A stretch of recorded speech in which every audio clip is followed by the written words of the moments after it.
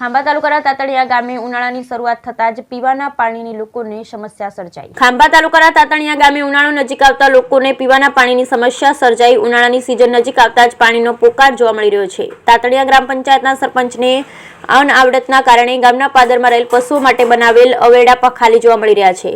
અમુક વિસ્તારમાં પાણી પુષ્કળ પ્રમાણમાં આવી રહ્યું છે તો અમુક વિસ્તારમાં પાણી લોકોને પીવા પણ મળતું નથી। ગામના પાદરમાં રહેલા પશુઓ માટે બનાવેલા હવેડામાં પાણી ન મળતા મૂંગા પશુઓ ત્રાહિમામ પોકારી ઉઠ્યા છે તો વહેલી તકે યોગ્ય કરવા લોકોએ માંગ કરી છે। બ્યુરો રિપોર્ટ ખોડુભાઈ બામણિયા સાથે કેમેરામેન જયદીપ બારૈયા, ખાંભા।